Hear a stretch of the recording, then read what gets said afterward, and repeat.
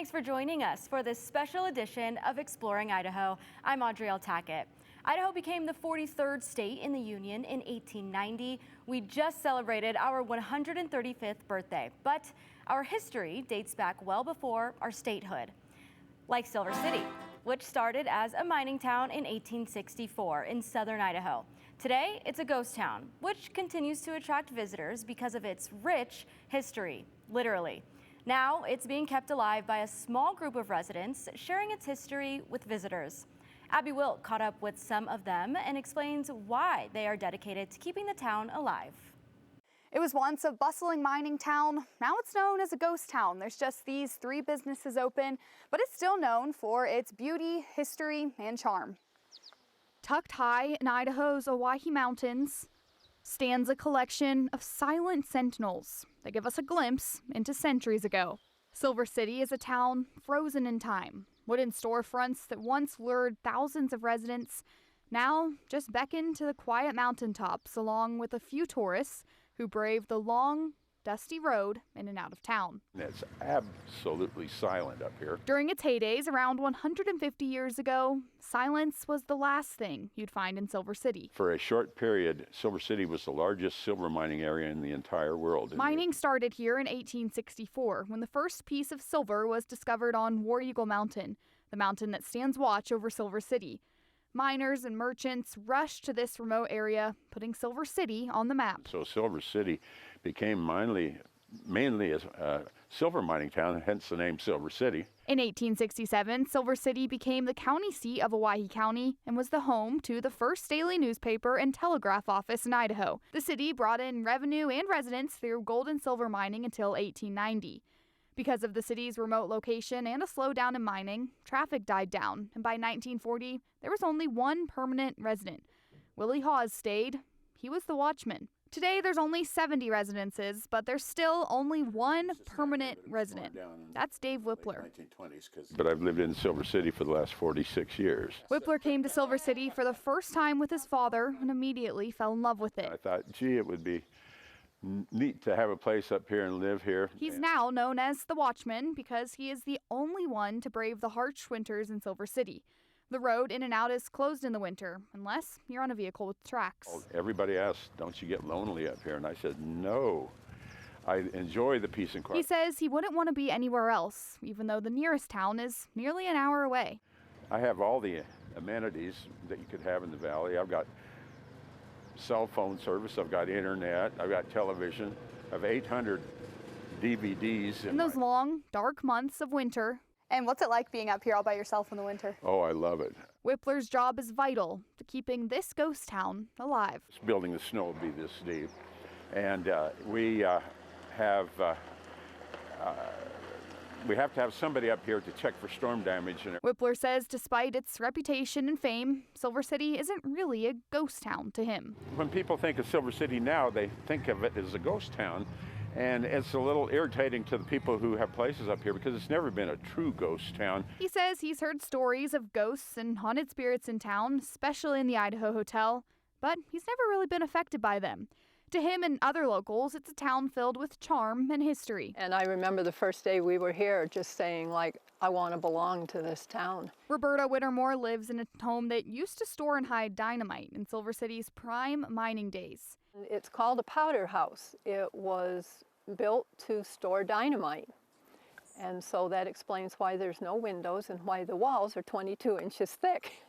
She manages one of the 3 remaining businesses in town. She owns the fire and rescue store, selling antiques to make money for the local fire department. It's a real combination of old things, new things. She says she's giving back to a town that has taught her so much. Residents of Silver City, like Bertie and Whippler, say they have one common goal: to protect the silent, weathered buildings still standing guard on War Eagle Mountain. They say Silver City is more than ghost tales and haunted legends. It's a living community, rich in tradition and overflowing with character. I think I can't believe I actually do live here and own this place and get to spend all this time here. I absolutely love it. Now that we're getting so many people from outside Idaho moving up, they're not used to this country and they don't know what to expect, and it's just unreal. Silver City is also listed on the National Register of Historic Places. It's just one of 14 in Owyhee County. For Exploring Idaho, Abby Wilt, Idaho's News Channel 7. About 4 hours to the east is where you'll find black lava rock, stretching for miles, broken only by the flowers that bloom in its cracks. A place so unique, it could pass for another celestial body.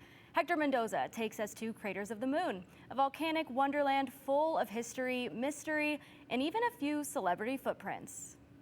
You don't have to leave Earth to see this lunar landscape. Craters of the Moon may seem out of this world, but it's right here in southern Idaho. This place has been called weird and scenic, a landscape peculiar unto itself, but long before it was named Craters of the Moon, it was called Tenemboy by the Shoshone-Bannock peoples, which roughly translate to the Antelope's Trail. Later, ranchers referred to it as the Valley of the Moon. Then in 1924, an explorer named Robert Limbert captured its eerie beauty in an article for National Geographic called Among Craters of the Moon. When President Calvin Coolidge read it, the name stuck, and so did the fascination. There's really something for everyone here. Today, Craters of the Moon stretches across more than 750,000 acres of black rock and ancient lava flows, a place where the earth cracked open along what's known as the Great Rift and poured out molten history. What we have here at Craters of the Moon is what's called a Great Rift. It's a 50-mile crack or fissure system in the Earth's surface. So over time, all the lava has spilled out of that one central rift.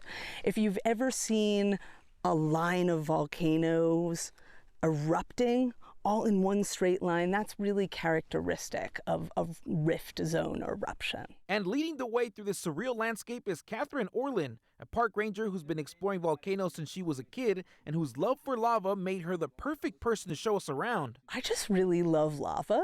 I think it's endlessly fascinating to think about how lava formed on the landscape. The landscape is stark, dark, and dramatic, formed by a series of eruptions in the last 16,000 years that have stacked layer upon layer like pancakes. So there's jagged lava, there's smooth lava. The Hawaiian terms are a'a lava and pahoehoe lava, and it just makes for a wonderful, unique landscape. But Craters isn't just rock and shadows. We have flowers of every color, and they grow in this black landscape, and they really stand out, all the colors. It's a view that would impress anyone, even astronauts. In the 1960s, NASA brought the Apollo's missions team here, hoping the lava-strewn terrain could prepare them for what they might find on the moon. Craters of the Moon was an ideal spot for the Apollo astronauts to come and learn about the geology. Astronaut Alan Shepard was one of many who trained here, and the connections to space has only grown. Even the Mars rover was tested here. And yes,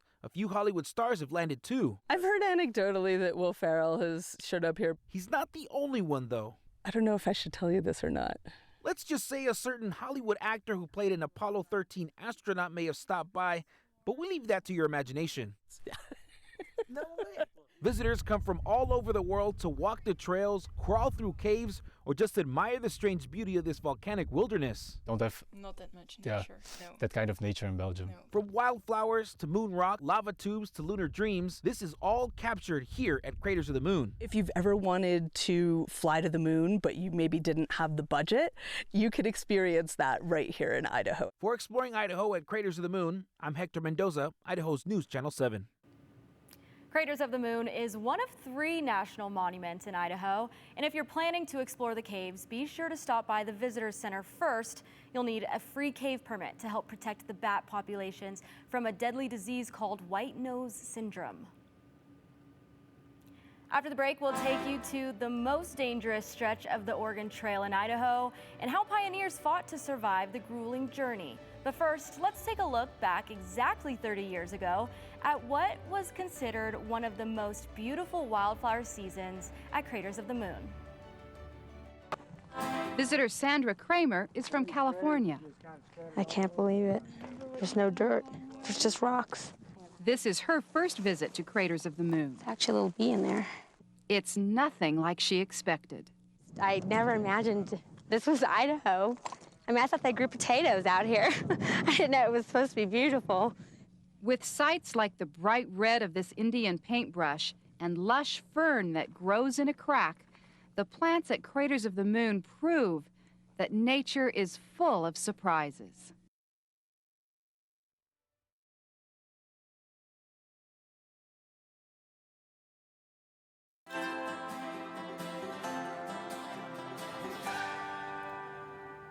In the mid-1800s, pioneers began heading west on the Oregon Trail. The 2,000-mile path started in Missouri and cut across southern Idaho before stopping in Oregon. Gabrielle Salgado takes us to one of the most dangerous crossings in Idaho. The Oregon Trail cuts through the state of Idaho, and many of the pioneers used this trail through here in Glens Ferry. But upon getting here, they were faced with the Snake River, which is considered one of the most dangerous crossings along the trail. But some of the pioneers used these 3 islands as the stepping stones to get across.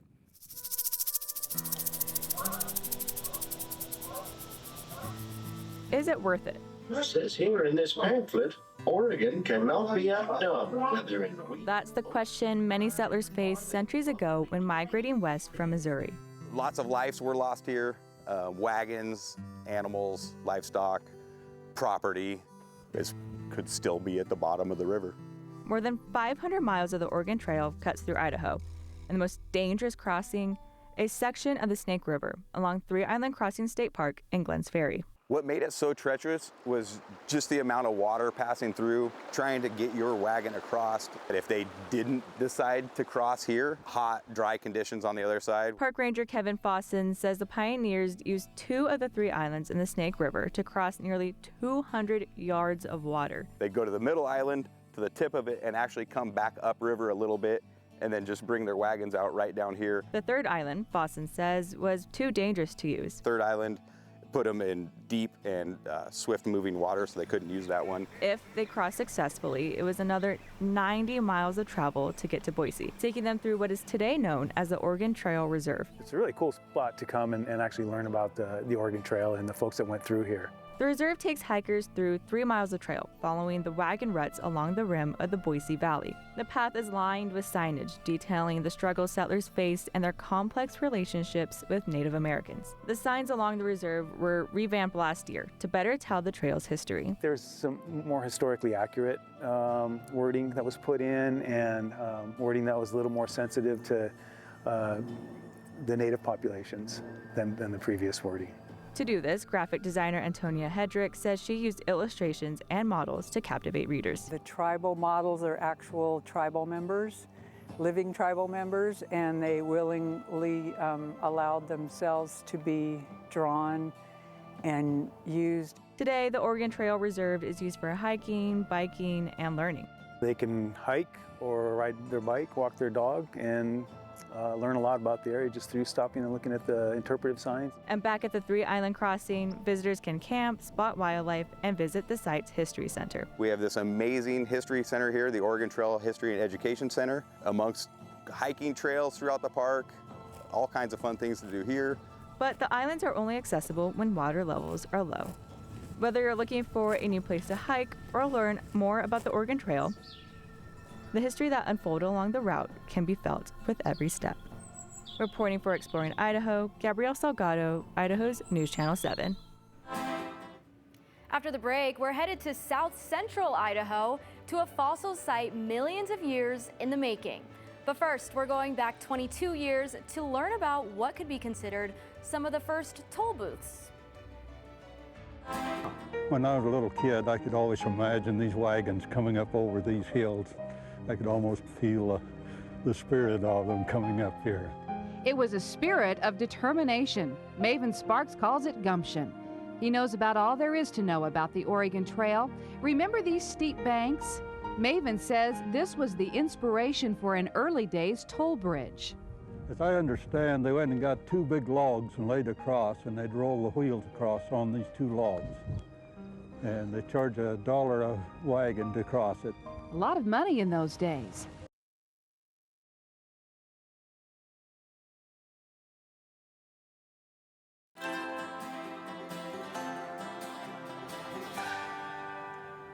Not far from the Oregon Trail and 3 Island Crossing is a fossil site millions of years in the making. This summer, I was able to visit the Hagerman fossil beds to better understand how these ancient fragments continue to shape what we know about Idaho.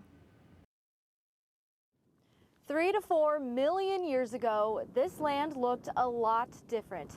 100-pound beavers, mastodons, saber-toothed cats, Hagerman horses, just a few of the creatures that roamed all across North America, including right here in Hagerman Valley. Once upon a time, this valley wasn't home to farm fields and riverside towns, but to hundreds of animal species. Their remnants are what makes this spot in southern Idaho one of the richest fossil sites in North America. We have the world's largest deposit of Pliocene fossils. So these are fossils that represent time on Earth right before the classic ice age starts. Francisco Hernandez is a park ranger, but also a storyteller. At the Hagerman Fossil National Monument, he brings history back to life through science and imagination. The part of the fossil beds that are federally protected by the National Park Service is just shy of 4,000 acres. So it's about a 6-mile stretch north to south. The Hagerman Fossil Beds National Monument was founded in 1988. But the story of the fossil bed's discovery starts nearly a century ago. A local farmer, Elmer Cook, came upon fossils in 1928 along the Snake River in Hagerman. He ranched up there with his cattle and livestock on that place where the fossil beds are. He kept on finding really weird, funny-looking bones and rocks. He showed the fossils to a geologist who then contacted the Smithsonian in Washington, D.C. The institution came to the site and pulled out 2 tons of fossils. While Cook is partially credited with the discovery, he wasn't the only one to stumble across this rare discovery. The Shoshone peoples who've been living here in the valley for so long, they also have stories and folktales of the fossils. Just like Elmer Cook, just like the Smithsonian, and just like visitors, we're all trying to make sense of what do these fossils mean, what did these animals look like, and how did they get here? But they were the first stewards of the land. The sediment is a time capsule. As animals died, the environment buried them under layers of sand and silt. And what exactly was buried there? Well, since the site was officially discovered and studied, there have been more than 220 species of various animal fossils unearthed. Even through the course of millions of years, Idaho has changed a lot. But in certain aspects, it hasn't changed. And we are lucky enough to see those modern survivors. A mix of extinct species, 12-foot tall short-faced bears, 10-foot tall mastodons, lion-sized saber-toothed cats, and survivors that still live on in 2025. The ancestors of beavers, otters, elk, pronghorn deer, and we also have some pelicans, herons, ducks. And of course, we had to ask about Idaho's state fossil, the Hagerman horse. It's kind of like the grandfather of all horses. Now extinct, it was one of the earliest ancestors of modern-day zebras and horses, with a single hoof. Prior to the Hagerman horse, in horse evolution, you have horses in South America that are like the size of dogs and that have 3 and 4 toes on their feet. They don't have a hoof. And it's not until lots and lots of evolution goes by until you get to the Hagerman horse around 3 million years ago. The fossils of more than 200 horses have been found in the Hagerman fossil beds. Because the rest of the valley has gone through so much environmental changes, like really crazy floods, volcanic activity, that if there were fossils in the valley, they'd all be gone by now. But the fossil beds, since they sit just a little higher up on the valley, they're kind of protected from some of those really dramatic events. As technology advances, these ancient fossils get a second life, preserved for science, and their Idaho-born stories shared across the world. We have in our lab between 60,000 to 70,000 fossils. But that does not include the Smithsonian's count, because when the Smithsonian came out here in the 1920s and 30s, every year they came out, they pulled out almost 2 metric tons of fossils per trip. Based off the record keeping, we've not covered 50% of the fossil beds. The visitor center is where this ancient history goes on display, from lifelike replicas to the authentic fossils behind glass. So those fossil beds are made of sandstone. And for that reason, we do a lot of our education, our events, our outreach to the public off-site, away from the fossil beds. With an unknown amount of fossils yet to be uncovered, Hagerman's ancient world isn't finished telling its story. I just feel lucky that I get to see this with my eyes, and then I get to share this with someone in the future. For Exploring Idaho, Audrielle Tackett, Idaho's News Channel 7. After the break, we're uncovering the layers of history at Celebration Park in Canyon County. But first, a look at the Hagerman fossil beds from 1994. This jaw fragment is like what would be found if we were to uncover more of the bone bed here. This is the first molar, and you can see it's heavily worn. So based on what we have here, we can say we've got a full adult, and the amount of wear would suggest that we're probably dealing with an 8 to 10-year-old. Though extinct now, the horse flourished in a mystical savanna-type environment. They shared this landscape with many animals similar to those we find living today. But the only clues to their existence lie buried in their fossilized remains. The only way we can understand that history is the fossil record. And there's very few places like Hagerman that provide enough diversity to really understand what has happened through time.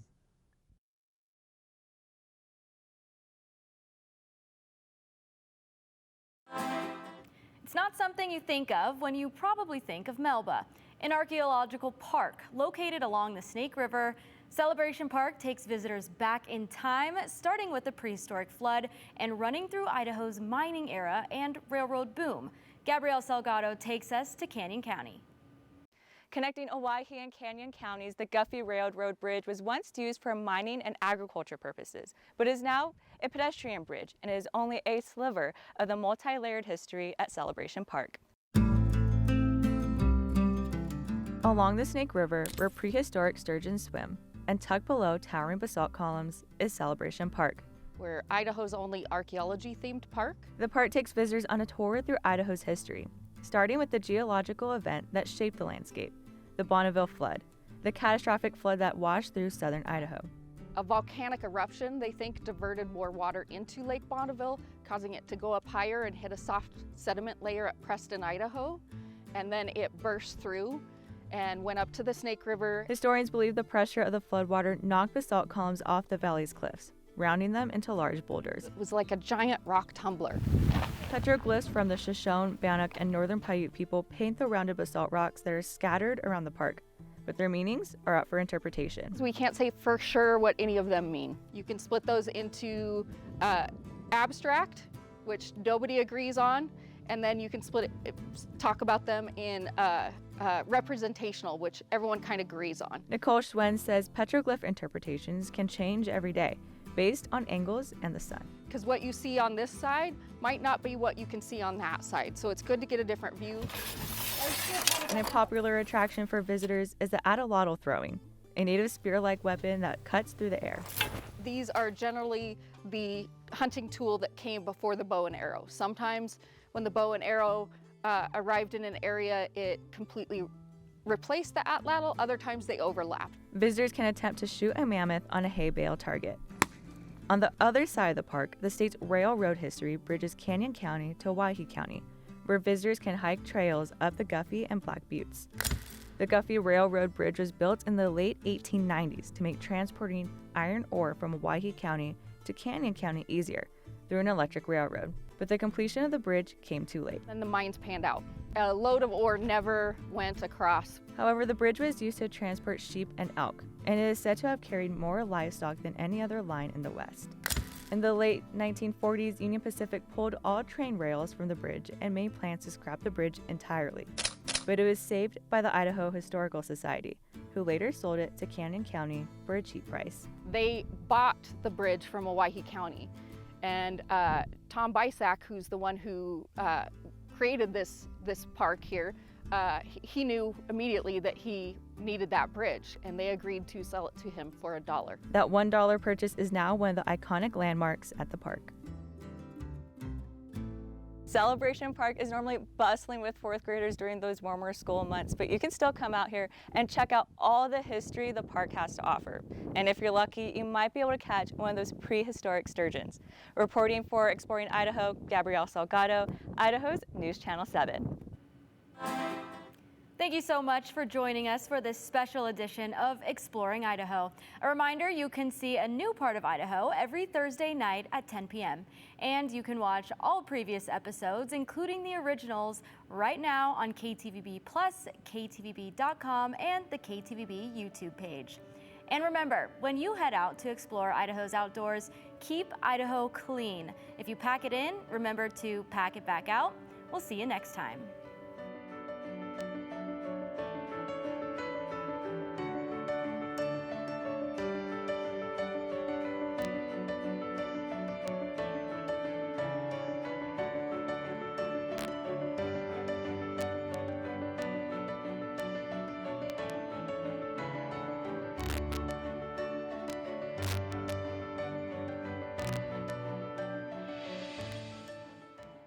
Continue with us and watch free now on the KTVB Plus app everywhere you stream.